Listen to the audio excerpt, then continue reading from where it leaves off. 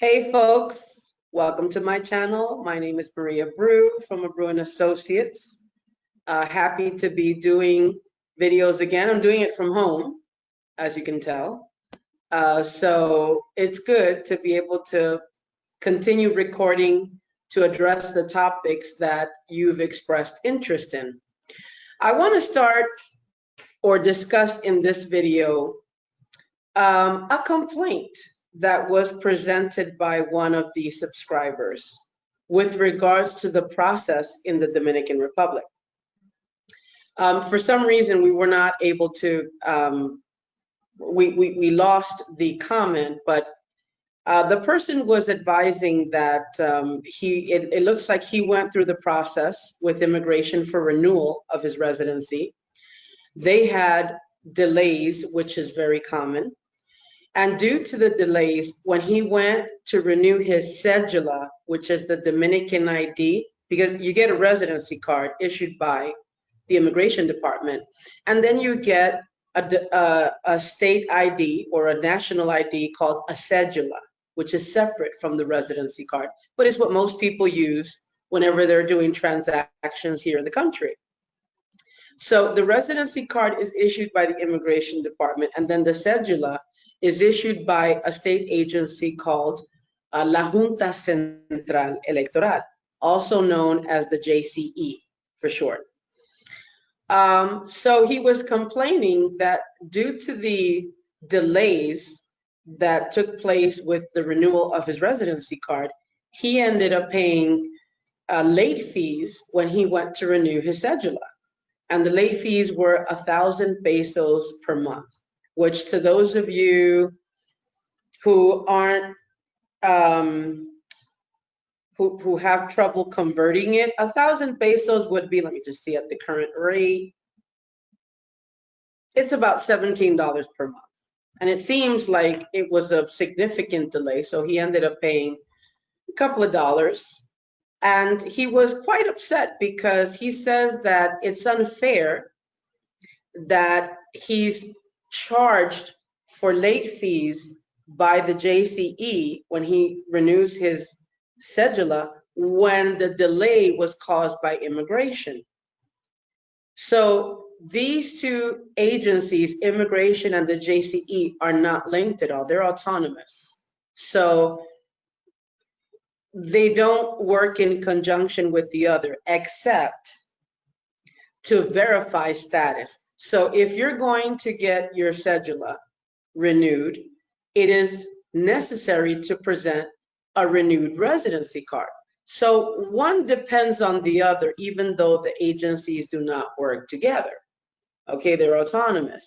So, you know, he just was very frustrated because it seems like the renewal process in and of itself was a headache. There were a lot of snags along the way. And there were delays on top of that. And then when he goes to the JCE, then he gets, you know, fined for, you know, a late renewal. I want to say this is a very valid complaint. He was, the person was frustrated and said, you know what, it's almost not even worth going through the headaches of legalizing yourself. You might as well just pay the exit fees for overstaying in the country. Now, I want to say his complaint is valid. And it has a lot to do with what I made reference to in a previous videos, because I've meant this, you know, I've made reference to this a few times. The state has not been working at its most efficient for the last 3 or 4 years, okay? Scenarios like this are very common. In fact, they happen on a daily basis. You go to immigration. In fact, I speak to colleagues that work immigration law, and the frustration is off the charts, okay? One of the first things that I mentioned is changes are being introduced. The process is going to become more efficient because it is wrought with issues, and it's very complicated and there are too many delays and there's so many bureaucracy, so much bureaucracy. So I did make reference to that. One of the things the new administration is focusing on is making many changes. They want to make it a simpler process. They want things to move much faster because one of the issues is the delays in the processes. This has been going on for the last 3 or 4 years. So they are aware of what's happening. I want to share with you what, the director of immigration shared with the legal community. They asked us for patience. They said, listen, we've inherited a big problem. There are too many things that need to be fixed. And we're working diligently to get it done. But, it's going to be at least 60 days before you start to see a change, a noticeable change. So just bear with us, okay? We've made, note of your complaints, and these are things that we're striving to correct, okay? So, but I also want to go further. I invite for people who have had bad experiences or who have had issues with their processes to share them with us, okay? Because this way we can address how these issues can be dealt with effectively.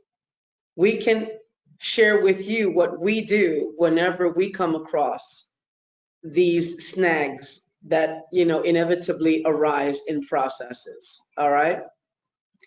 And it also is in keeping with the purpose of this channel. I don't want to just focus on the positive things about the DR because then this would be just like a sales pitch. I want these videos to be informative. We're looking to educate people with regards to the process. We're looking to explain what things mean. Like in future videos, we're going to talk about what is a guarantor, what is a guarantor service. So we're looking to inform, we're looking to educate, okay? And we want people's expectations to match reality. So we don't want to just talk about the positive things about the DR, and then when you get here, you're disappointed because you came across setbacks or obstacles. And I also want to clarify, there will always be obstacles that arise in processes, folks. Hiring a professional does not mean you're not going to come across issues. It means you are employing someone to apply their expertise in the resolution of the issues that will inevitably arise, okay? It takes the headache off of you and places it on us so that your transition into legal status is smoother, okay? But make no mistake, processes, especially with the administration that, was running, the institutions like the Ministry of Foreign Affairs, Immigration, the JCE, they were an absolute nightmare. So the person who was venting on the channel is absolutely right.